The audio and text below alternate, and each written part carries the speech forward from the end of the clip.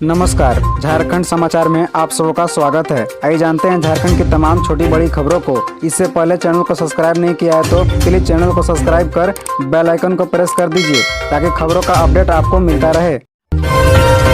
रांची के कंडरटोली मार्ग में रात 10 बजे से सुबह 6 बजे तक वाहनों के प्रवेश पर रोक। जाने क्या है वैकल्पिक रास्ता।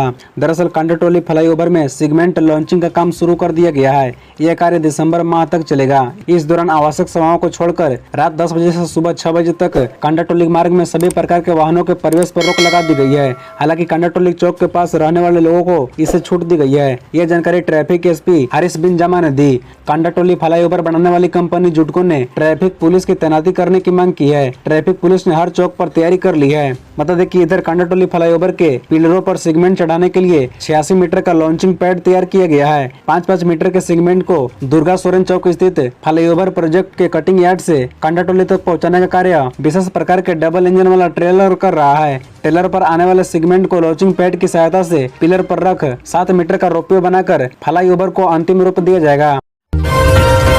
रिम्स में पैकेज सिस्टम के तहत मरीजों का होगा इलाज, पेइंग वार्ड का भी होगा इस्तेमाल। दरअसल निजी अस्पताल की तरह रिम्स में भी पैकेज सिस्टम के तहत मरीजों का इलाज किया जाएगा। क्रिटिकल सामान्य और सर्जरी कराने के लिए अलग अलग पैकेज बनाए जाएंगे जिसके तहत मरीजों का इलाज होगा। निजी अस्पताल की तरह सुविधा देने के लिए पेइंग वार्ड का उपयोग किया जाएगा जिसमें सारी सुविधाएं दी जाएगी। इलाज का पैकेज न्यूनतम और आयुष्मान भारत के पैकेज की तरह ही होगा। डॉक्टर इस व्यवस्था में रुचि ले इसके लिए उनको प्रोत्साहन राशि मिलेगी। स्वास्थ्य कर्मियों को भी प्रोत्साहन राशि का कुछ अंश निर्धारित किया जाएगा। बता दें कि रिम्स के पेइंग वार्ड में करीब 100 कमरे हैं, लेकिन सिर्फ प्रथम तला के कुछ कमरों का ही उपयोग किया जाता है। कुछ कमरों को अभी तक VIP कैदी ही भर्ती होकर इलाज कराते हैं और शेष कमरों का उपयोग नहीं हो पाता है। इससे रिम्स को आमदनी भी नहीं हो पाती है और इसके रख रखाव में अनावश्यक रूप से पैसे भी खर्च होते हैं।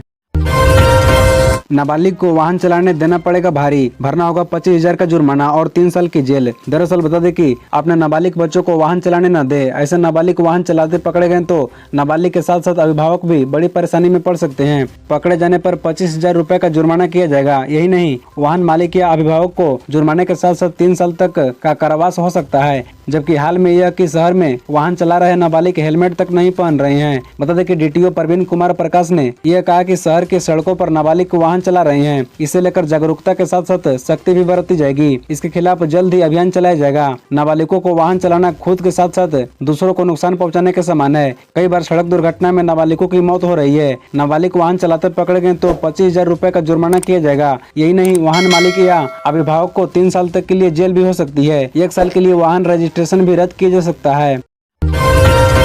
नीतीश के बुलावे पर पटना पहुंचे हेमंत सोरेन। लंबी चली विपक्षी पार्टियों की बैठक, अब दूसरे दौर की बातचीत शिमला में संभव। दरअसल लोकसभा चुनाव में भाजपा से निपटने के लिए विपक्ष की रणनीति क्या होगी, इस रणनीति की चर्चा के लिए पटना में विपक्ष के नेताओं का जमवाड़ा लगा। झारखंड के मुख्यमंत्री हेमंत सोरेन भी बैठक में शामिल होने के लिए पटना पहुंचे थे। बता दें कि बैठक लगभग 2.5 घंटे चली। इस बैठक में कई मुद्दों पर सहमति बनी है। 2.5 घंटे की बैठक में कॉमन मिनिमम प्रोग्राम सीट बंटवारे को लेकर चर्चा हुई। बता दें कि विपक्षी पार्टियों की अगली बैठक शिमला में 10 से 12 जुलाई के बीच हो सकती है। बता दें कि पटना स्थित जयप्रकाश नारायण अंतर्राष्ट्रीय हवाई अड्डे में मुख्यमंत्री का बिहार मंत्रिमंडल के मंत्री श्री विजय कुमार चौधरी एवं अन्य ने स्वागत किया। बैठक में 15 से अधिक पार्टियां शामिल हैं। इस बार विपक्ष एकजुट होकर चुनाव के लिए रणनीति तैयार कर रहा है। बता दें कि विपक्षी पार्टी की पहली बैठक मुख्यमंत्री आवास एक अन्य मार्ग में शुरू हो गई है। इसमें 15 पार्टियों के नेता मौजूद हैं। बता दें कि भाजपा के खिलाफ लड़ने का रोड मैप तैयार किया जाएगा।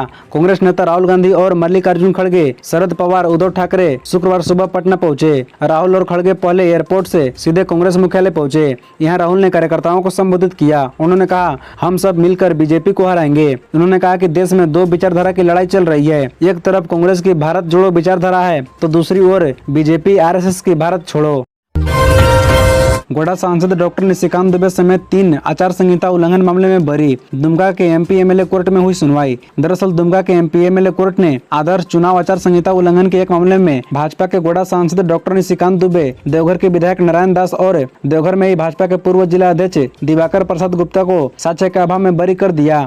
दुमका के अनुमंडल न्यायिक दंडाधिकारी सह MP MLA कोर्ट के विशेष न्यायाधीश जितेंद्र राम की अदालत में शुक्रवार को यानी कल यह फैसला सुनाया गया। अदालत ने जस्टिस डी कांड संख्या 213/2019 केस नंबर 303/2021 मामले में दोनों पक्षों की ओर से बहस सुनने के बाद सांसद डॉक्टर निशिकांत दुबे, देवघर के विधायक नारायण दास और पूर्व जिला अध्यक्ष दिवाकर प्रसाद गुप्ता को साक्ष्य के अभाव में बरी करने का फैसला सुनाया। इनकी ओर से अधिवक्ता मनोज कुमार शाह ने पैरवी की और बहस में हिस्सा लिया।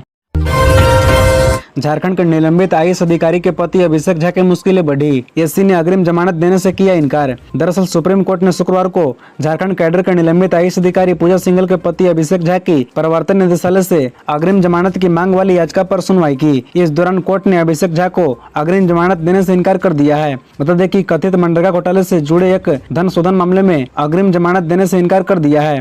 न्यायमूर्ति सूर्यकांत और न्यायमूर्ति एम सुंदरेश की आकाशकालीन पीठ ने झा को राहत देने से इनकार कर दिया और मामले में सुनवाई के लिए 5 जुलाई की तारीख तय की है।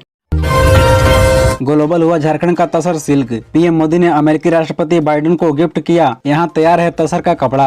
दरअसल प्रधानमंत्री नरेंद्र मोदी ने अमेरिकी राष्ट्रपति जो बाइडेन और प्रथम महिला जिल बाइडेन को व्हाइट हाउस में खास तोहफे दिए, जिन्हें वे भारत से लेकर आए थे। ये खास उपहार देश के अलग अलग राज्यों से मंगाए गए थे। इसमें झारखंड में बना तसर सिल्क का कपड़ा भी है। बता दें कि देश में मुख्यतः 4 तरह के सिल्क होते हैं, मलबेरी, एड़ी, मूंगा और तसर सिल्क। सबसे महंगा मलबेरी सिल्क है, लेकिन मोदी ने तसर सिल्क अमेरिका ले जाकर झारखंड और आदिवासियों का सम्मान किया। तसर सिल्क का उत्पादन करने वाले अधिकतर लोग आदिवासी और पिछड़े हैं। यहाँ सदियों से आदिवासी कल्चर में रेशम जुड़ा हुआ है। बता दें कि रोजगार का बड़ा माध्यम भी तसर का उत्पादन और प्रसंस्करण है। देश में उत्पादित तसर का 50% का उत्पादन झारखंड में होता है। खरसवा स्थित कुचाई, आमदा, चांडिल, गोडा के भोंगिया, मंडरो, पलामू और दुमका में बड़े पैमाने पर तसर के कपड़े बनते हैं। चतरा पुलिस ने ब्राउन शुगर के साथ 4 युवकों को किया गिरफ्तार, भेजा जेल। दरअसल सदर पुलिस ने बिंड मोहल्ला से 0.55 ग्राम ब्राउन शुगर के साथ 4 युवकों को गिरफ्तार किया है, जिसमें बिंड मोहल्ला निवासी मो शमशाद, मो राजा, गुदरी बाजार निवासी मो फिरदौस अंसारी, नगर निवासी मो शहजाद शामिल है।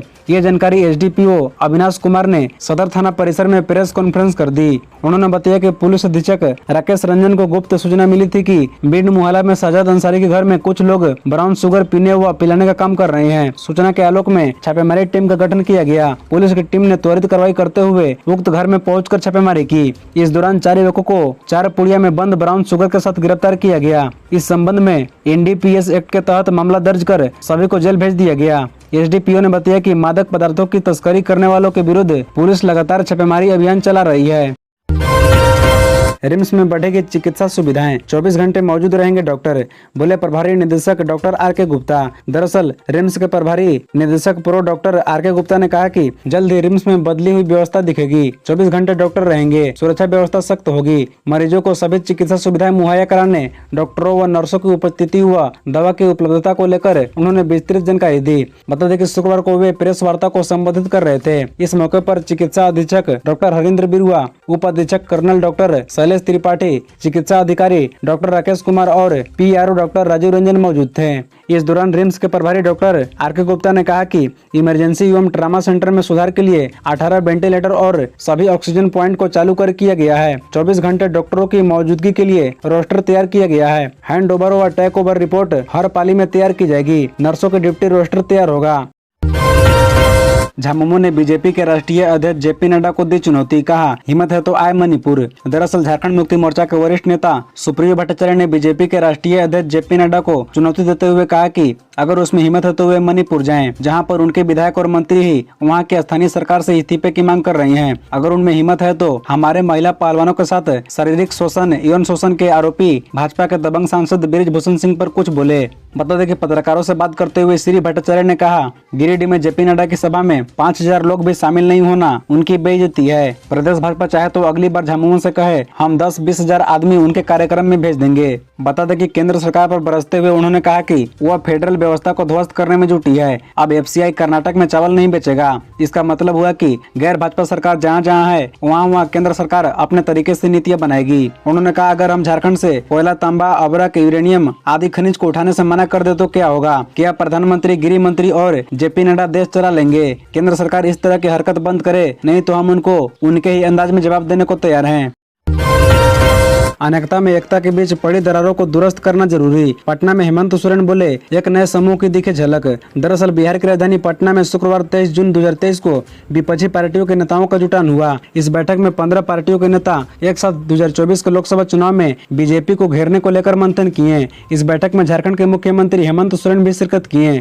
इस मौके पर उन्होंने कहा कि अनेकता में एकता के बीच पड़ी दरारों को दुरुस्त करना जरूरी है। कहा कि अब समय आ गया है कि अलग अलग विचारधारा के लोग एकजुट हो रहे हैं। सीएम हेमंत सोरेन ने कहा कि यह एकजुटता आने वाले समय में मील का पत्थर साबित होगा। कहा कि एक नए समूह की पहली झलक आप देख रहे हैं।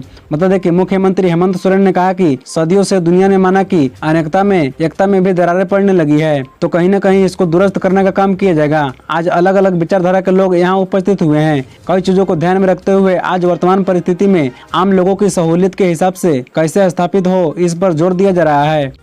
खबरों से जुड़े रहने के लिए चैनल को सब्सक्राइब, वीडियो को लाइक एवं एक दूसरे से शेयर जरूर करें। धन्यवाद।